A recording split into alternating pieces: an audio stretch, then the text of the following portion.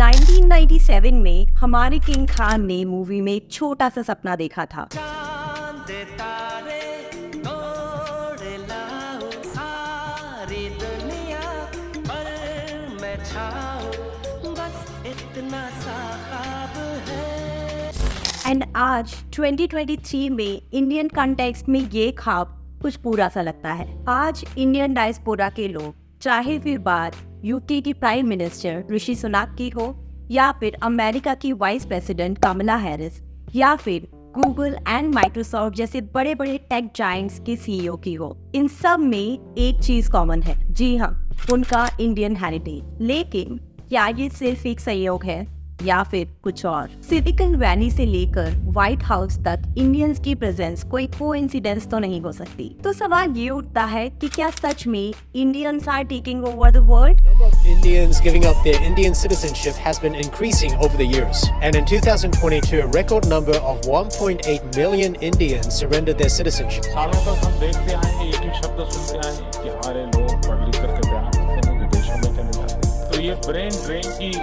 हमारी जो चिंता थी, इसको ब्रेन गेन में कन्वर्ट किया जा सकता।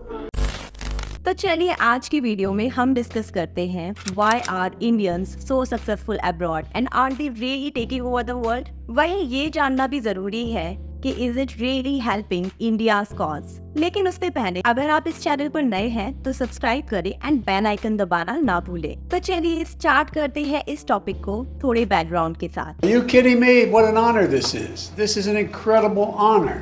And it's amazing. Indian of descent Americans are taking over the country. You, my vice president, my speechwriter, Vinay, I tell you what. Global migration में इंडिया का एक भारी हिस्सा है। 32 मिलियन इंडियन डायस्पोरा में से 18.6 मिलियन इंडियंस हैं and 13.45 million NRIs हैं। लेकिन इतनी बड़ी तादाद में इंडियंस माइग्रेट कर क्यों रहे हैं? इसमें सबसे पहला रीजन है requirements of top economies. US, Australia, Canada, UK जैसी इकोनॉमीज को स्किल्ड वर्कफोर्स की जरूरत है। वहीं कुछ देशों में पॉपुलेशन भी कम है, जैसे कि जापान एंड इटली। वहीं गल्फ कंट्रीज में unskilled and semi skilled workforce की जरूरत है। एंड इन सारी नीड्स की वजह से ये सारी कंट्रीज अट्रैक्ट करती हैं इंडियंस। सो बेसिकली इन कंट्रीज में डिमांड है एंड हमारे पास सप्लाई। दूसरा फैक्टर है अपॉर्चुनिटीज एंड इंसेंटिव्स। सो बहुत सी कंट्रीज जैसे ऑस्ट्रेलिया, कनाडा स्किल्ड वर्कफोर्स को अट्रैक्ट करने के लिए इजी वीजा प्रोवाइड करती हैं। वहीं कुछ कंट्रीज अलग तरह के बेनिफिट्स देती हैं, जैसे दुबई देता है गोल्डन वीजा। वही अगर हम सिंगापुर की बात करें तो वहाँ पे काफी सारे टैक्स बेनिफिट मिलते हैं। There could be several reasons for migration and वो एक सेपरेट टॉपिक है एंड इस पे हम ऑलरेडी बात कर चुके हैं, तो आप ये वीडियो देख सकते हैं। तो अब बात करते हैं अपने दूसरे टॉपिक पे कि अब्रॉड में इंडियंस इतने सक्सेसफुल क्यों हैं and are they helping Indian cause. Indians के सक्सेसफुल होने पे कुछ चीजों का बड़ा योगदान, जैसे कि पहला है एजुकेशन। जब इंडिया आजाद हुआ तब हमारी कंट्री में लिटरेसी रेट बहुत कम था एंड बहुत सी चीजों के लिए लोगों को स्ट्रगल करना पड़ता था। फिर धीरे धीरे चीजें इम्प्रूव होने लगी एंड लोगों को समझ किया कि एजुकेशन कितनी इम्पोर्टेंट है। इंडिया में एजुकेशन की इम्पोर्टेंस इतनी ज्यादा थी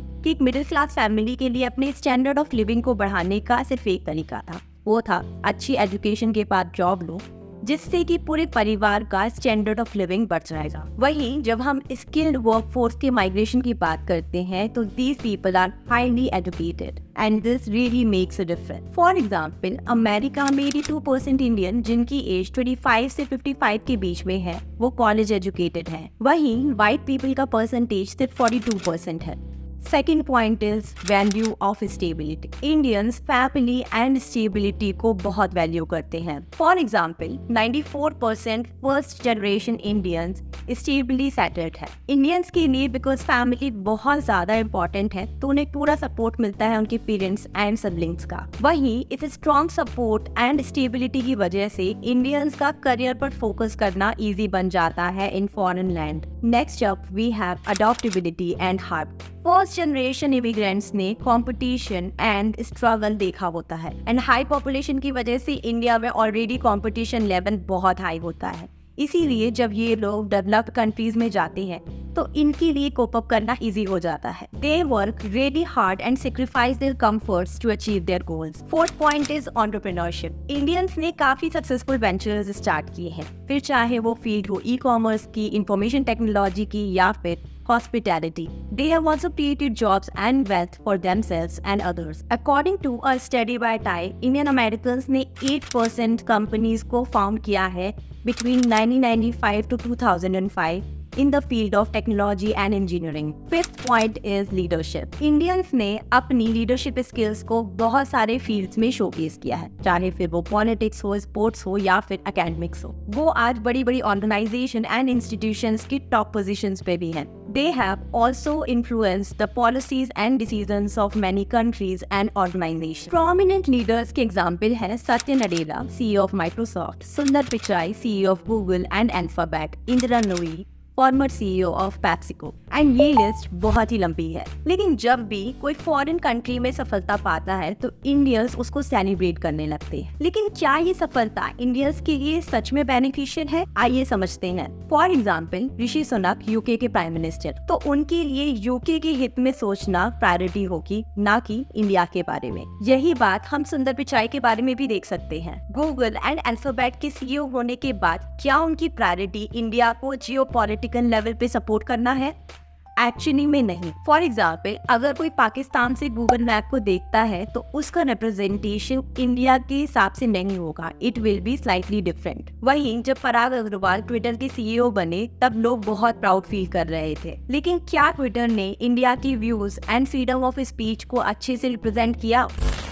लेकिन हर स्टोरी सेम नहीं होती एंड ऐसे ही कुछ NRIs ने इंडिया के हित में भी काम किए हैं। शायद आपने अजय पाल सिंह बंगा का नाम सुना होगा। He was CEO of Mastercard. उन्होंने इंडिया के फ्री ट्रेड एग्रीमेंट को सपोर्ट किया एंड ऑनलाइन रेमिटेंस को इजी बनाया। उनके इसी कंट्रीब्यूशन के हिसाब से उन्हें इंडिया ने पद्मश्री से भी सम्मानित किया। इवन अगर आप चाइना को देखें तो उनके डायस्पोरा के लोग भी उनके नैरेटिव को सपोर्ट करते हैं। वही कुछ NRIs शायद डायरेक्ट सपोर्ट शो ना करें, but this will improve our soft power. For example Indians US में काफी सारी गवर्नमेंट पोजीशंस को होल्ड करते हैं एंड ये हमारे लिए फायदेमंद साबित हो सकता है, क्योंकि कहीं ना कहीं ये लोग हमारे कल्चर से जुड़े हुए हैं एंड इससे हमारी स्थिति थोड़ी स्ट्रॉन्ग होती है। वहीं इंडियन कम्युनिटी की ग्रोथ से हमारी लीडरशिप इमेज इनहेंस होती है। लेकिन हमारे लिए ये समझना बहुत जरूरी है कि जब भी कोई इंडियन डायस्पोरा का किसी कंट्री की पॉलिटिकल पोजीशन को होल्ड करता है या फिर किसी ऑर्गेनाइजेशन एंड कंपनी में लीडरशिप पोजीशन होल्ड करता है तो उसका मुख्य उद्देश्य उस कंपनी या फिर उस कंट्री के हित में सोचना है।